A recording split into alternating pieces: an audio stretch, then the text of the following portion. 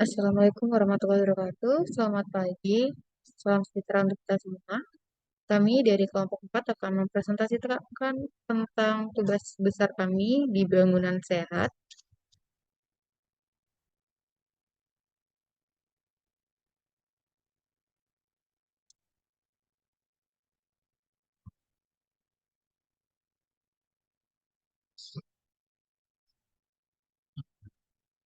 Kami kelompok 4 beranggotakan 3 orang, yaitu saya sendiri, Berlian Chandra Kirana, NIM 120320002. Yang kedua ada Hesti Arma Afida. Kemudian ada Riko Miranda Putra.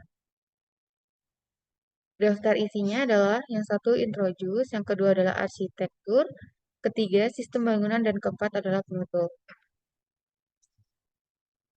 Nah, introduce-nya yaitu perumahan ini berlokasi di Gria Anugrah Permai, Jalan Padat Karya, Raja Basa Jaya, Kecamatan Raja Basa, Bandar Lampung. Lokasi ini mempertimbangkan aksesibilitas ke kota, pusat kota, kemudian fasilitas umum, dan kondisi lingkungan sekitar. Lahan perumahan yang tidak terlalu jauh dari pusat kota Bandar Lampung ini mempermudah akses ke fasilitas seperti pasar, sekolah, universitas, terminal, stasiun, atau rumah sakit dengan jarak 1,6 km sampai stasiun, 1 km sampai SMA 9, kemudian 4,3 km sampai Rumah Sakit Immanuel, 1 km sampai pasar, dan 3,7 km sampai di kampus Universitas Lampung. Kemudian kecepatan angin pada lokasi ini baik untuk kenyamanan dan sirkulasi udara yang sehat, yaitu 5-15 km per jam. Kecepatan angin ini dapat membantu menyediakan sirkulasi udara yang cukup di sekitar rumah tanpa terlalu berlebihan sehingga mengganggu atau menyebabkan tidak nyamanan. Arah rumahnya yaitu utara ke selatan. Dengan orientasi ini, rumah akan memiliki sisi depan dan belakang yang menghadap ke arah utara dan selatan. Di daerah tropis, membangun rumah dengan orientasi utara selatan ini dapat membantu mengurangi paparan langsung dari sinar matahari yang panas di siang hari. Sinar matahari yang lebih tersebar merata di seluruh sisi rumah sehingga dapat mengurangi panasnya berlebihan di dalam ruangan tersebut.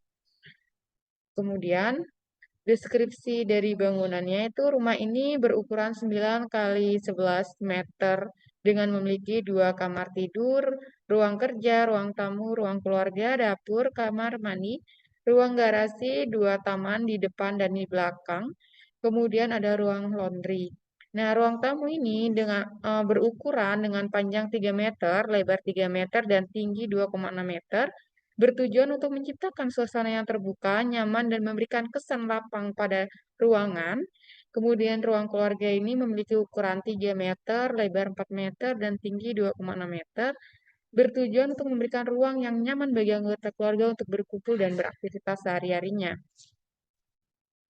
Kemudian denah rumah, kamar tidurnya ini memiliki kamar tidur utama dengan tinggi ruangan 2,5 meter, panjangnya 3 meter, dan lebar 3,35 meter. Sedangkan kamar kedua memiliki ukuran 3 meter untuk panjang, lebarnya 2,85 meter agar memberikan kenyamanan bagi penghuni dan juga memungkinkan sirkulasi udara yang baik. Kemudian ada kamar mandi yaitu dengan ukuran panjang 2 meter, lebar 1,85 meter, dan tinggi 2,4 meter. Dengan dapur berukuran 2,85 meter, lebarnya 3,85 meter, dan tinggi ruangan 2,7 meter untuk kenyamanan membantu sirkulasi dan mengurangi panas pada ruangan tersebut.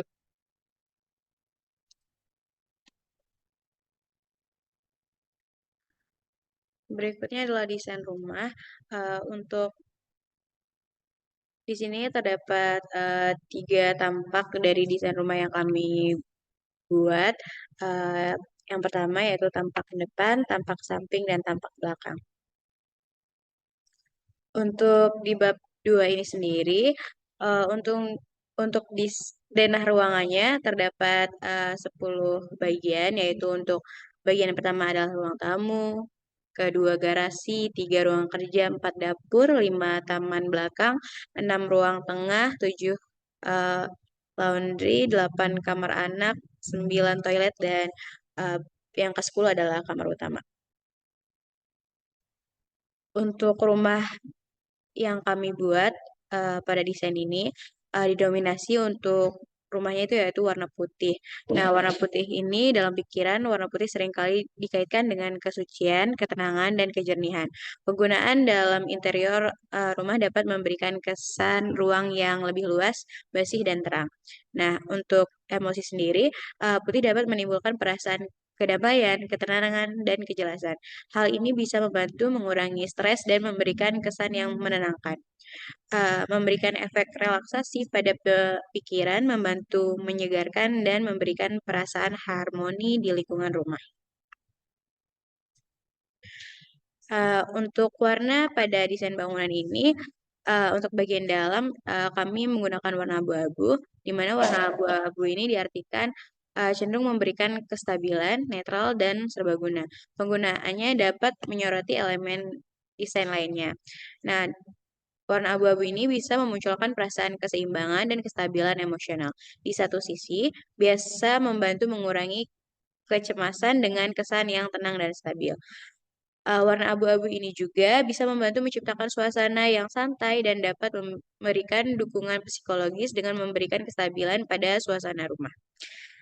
Pada desain rumah ini kami juga menggunakan warna coklat kayu, di mana warna coklat kayu ini menghubungkan rumah dengan unsur alam, memberikan kesan hangat dan nyaman. Ini dapat merangsang perasaan kesejahteraan dan memberikan perasaan kedamaian, kenyamanan, kehangatan.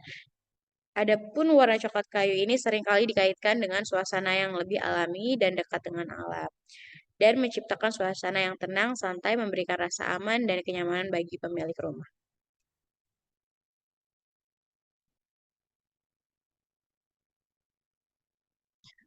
Selanjutnya ada di bab 3. Yang pertama ada pencahayaan alami.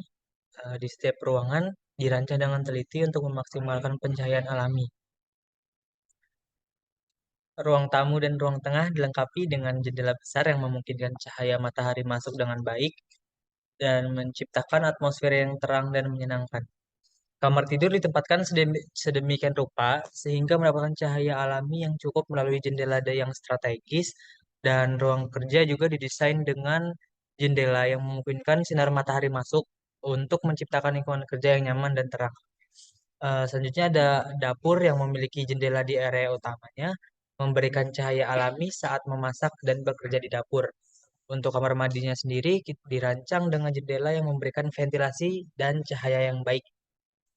Dan ruang ini tidak hanya menyatukan estetika, tetapi juga memprioritaskan kenyamanan dan efisiensi dengan memanfaatkan pencahayaan alami sebaik mungkin di setiap sudut ruangan. Selanjutnya adalah untuk pencahayaan buatan. Di sini kita memakai 3 lampu. Yang pertama adalah lampu LED, yaitu tujuannya untuk menghemat energi dan tahan lama, dan tersedia dalam berbagai bentuk warna dan cahaya. Yang kedua adalah lampu pijar, memberikan cahaya hangat namun cenderung menggunakan lebih banyak energi. Dan yang ketiga adalah lampu neon atau fluoresen. Ini cocok untuk area yang memerlukan cahaya yang terang dan efisien, seperti ruang kerja. Selanjutnya ada sirkulasi udara. Di setiap ruangan dilengkapi dengan sistem HVAC atau Heating, Ventilation, dan Air Conditioning yang dirancang untuk menciptakan iklim interior yang nyaman. Setiap kamar, termasuk ruang tamu, kamar tidur, ruang kerja, dan dapur, dilengkapi dengan kontrol suhu individual.